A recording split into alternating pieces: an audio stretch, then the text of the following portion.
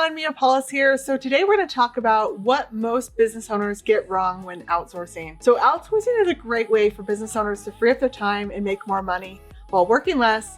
There are common mistakes people make that hold them back from outsourcing success. So in this video, I'm going to outline 3 common mistakes and show you how to hurdle them quickly and easily. So let's go ahead and get started.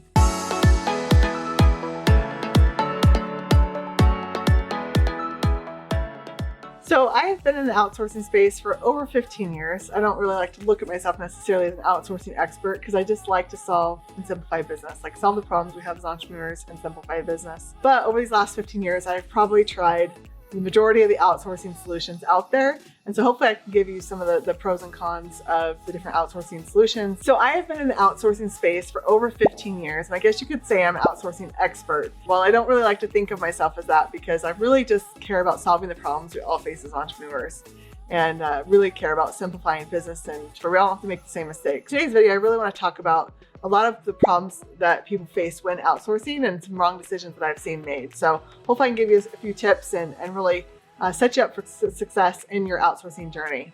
So the first thing that entrepreneurs typically get wrong with outsourcing is thinking that virtual assistants are the answer to scale their business. Now, they might be a great resource when you're first starting out, when you're small, but when you are trying to scale and grow, you need to get to some other types of outsourcing solutions that are a little more sophisticated, that are more built around creating sustainable, scalable, and replicable companies. I was recently at a mastermind event and there was a presenter there that actually has a virtual assistant hiring company. And he talked about how he manages 20 plus VAs and that's how he runs his company. And to me, like that feels super overwhelming. And so that might be great for people that might be entrepreneurs, but they're more have a tendency to be managers and like to kind of micromanage all the different programs and projects.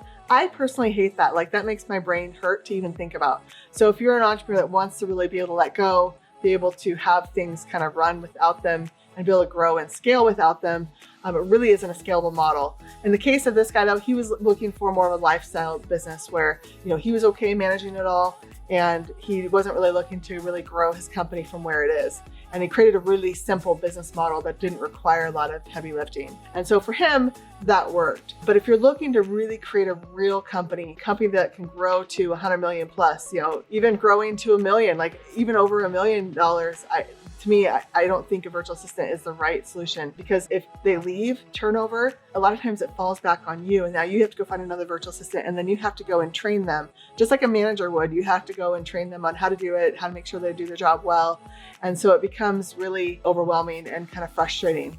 And so if you're looking to really scale your business, I think that's one of the biggest problems. And it's because we've been told that that's the only solution that's out there, and it isn't. If you watch any of my other videos around team sourcing, you can see that there's a lot of different ways to outsource that are much more sophisticated. You really want to be aware of that because people think that's the only solution. And the 4-Hour Workweek taught us that, right? That book, they pretty much said that you can grow a company by using VAs. And yes, you can to a point, but you're going to get stuck and you're still going to be a glorified employee, a glorified project manager. You're really not an entrepreneur, I believe. I want to show entrepreneurs and show companies how to create real companies that can grow in wealth. If you're trying to sell your company and you're like, oh yeah, I just use a bunch of virtual assistants and I do all the work still.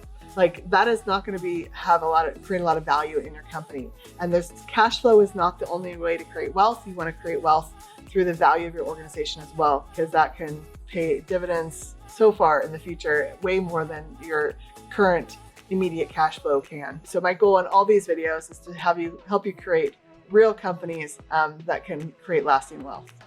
So the second outsourcing mistake I see all too often is that people give up on it all too soon. A lot of times because we have this superpower as entrepreneurs and are able to do so many different things and able to do them fast and without a lot of guidance and without a lot of process, we think that employees are that way too, or outsourcing companies. And a lot of times you got to remember that outsourcing companies are still human. Like they're still made up of people that are made up of different types of people. Just like if you hired an in-house team or you hire an outsourcing company, you have to do the same thing. You have to be able to get what's out of your head into the minds of other people. And the way to do that is long-lasting relationships. By having an outsourced partner that you trust, that has been in business a long time, is there to become your partner in business, like it can continue to get better and better. It's just like any other relationship, you have to work it out. And sometimes as entrepreneurs, we have what's called that curse of knowledge, where we assume because it comes so easy to us that somebody else is just gonna be able to take what's out of our head and be able to understand it.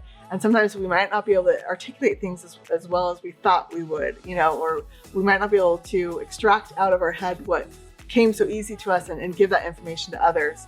And so just like as you work through creating marketing campaigns with an outsourcing company, the more you work together, the more that you get to know the vision, the more you get to know your tone of voice, how you like to write things, what things look good to you visually and what things don't. You might think it's like black and white, but it isn't. Everybody's got their own unique view of what they want things to look like. I had an old client that once told my team, I demand perfection. And I was like, well, what does that mean, right? Perfection is subjective. Just give outsourcing a chance and be willing to stick with it long enough to get it to work just like an in-house team.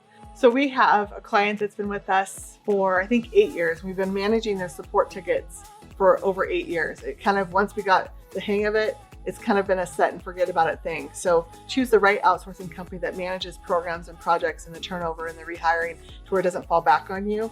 You can start to automate a lot of things through your business that once they're out and you've developed that relationship, you don't really have to, it's just maintenance at that point, right? And so it can really free you up to really focus on your core product and getting that out to the masses. So before we dig into our last point, if you want to see more videos like this, I would love it if you'd like and subscribe. The way that the algorithm works, if the more people I get to like and subscribe to this channel, the more they'll show it to more entrepreneurs. And I really feel called to get these messages out to entrepreneurs because I really feel like there's a better way to grow and scale a company than what most people think is the only solution out there. So I would love it if you would like and subscribe to this channel. So most companies that I work with that get stuck in the pre-scale phase, which is kind of that phase before you can really just get your business to take off. Like they just can't seem to get their business to take off. And I'm like, well, why is that? A lot of times they're looking for the cheapest possible solution. And I can see why, but it's not the right way to go about it. And I'll explain why. Because up to this point, they've probably used either overseas virtual assistants, they've done a lot of the work themselves. And so they're probably used to some pretty good profit margins. And so a lot of times we think that that's going to be the way the business is for the rest of the business as you scale. But yeah, the profit margins are good if you're doing a lot of the work yourself. And if that's the type of company you want, then I would say stay small. You're really more of an employee and that's okay. But just know that you need to be okay with not really getting the business to run without you. But if you're really looking to create real businesses, which is really the type of entrepreneurs that I'm really trying to attract them to this channel, that really want to take their business to the next level, to create scalable, sustainable, and replicable companies, then you really need to be willing to invest in teams and systems and process and structure that can help take you to that next level. So as you're starting to get more expenses, you really do obviously have to be mindful of cash flow, of your profitability, of all of your big KPIs that might impact the success of your business. But at the end of the day, cheaper is not always better because most likely cheaper means you have to explain a lot of things to them. There's probably not a lot of oversight or project management or high level people that they're paying for. So the more you pay for outsourcing, the more that they can afford to pay for better talent, that they can treat their employees well, which means that they'll have less turnover, which means that you'll have less people getting cross-trained on your stuff. So it just makes everything go round when you're willing to pay a little bit more. It doesn't mean that you can't create more efficiencies and economies of scale as you grow, but understand that the overseas VA for $400 a month might get you through to pre-scale, but most businesses I've seen get stuck at pre-scale because they're not willing to invest money into their infrastructure to get their business replicable, right? What are the things that you're doing that you can start to clone and repeat that you can have other people do for you? Okay, so I want to give you one bonus tip on outsourcing and how to really do it right. So you really want to know what to outsource when. And one way to first diagnose it is know what the objective is that you're trying to solve when you're outsourcing. And so in the early stages of business, or if you're trying to launch a newer product or a new offering, it's all about experimentation and testing. And so you want things to really be imperfect. I know that sounds terrible, but it's more important to get it out and get it out fast and test and ideate than it is to wait for it to be perfect and then hope it's the right thing. You're going to spend a lot of money if you try to make it perfect. Because if you think about that trade-off between quality, cost, and time, if you want high quality, you're going to pay a lot. And I don't think it's worth it in this phase. I think in our company, we have what's called a good enough score. What's good enough for the objective we're trying to achieve. And that's like what we try to train our employees and when we coach clients and what to design for them, because we really don't want to make it the most pretty, awesome thing if we don't know if it's going to convert yet or not.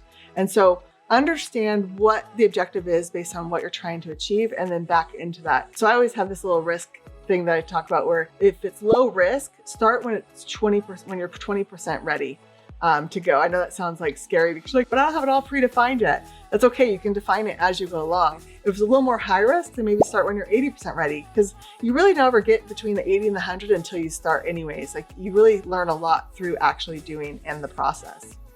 So if you want to learn more about what to outsource when, I actually have a free assessment that will diagnose kind of what phase of business you're in and what things you should be focusing on in that phase, which will help you to then determine, well, what things in this phase could I outsource? You can go to theimpactequation.com. And again, it's a free assessment, really can help you determine where you're at in business and then be aware of what the next phase of business is so that you can start prepping for that as you start to finish the things required in the current phase that you're in. So again, you can go to theimpactequation.com.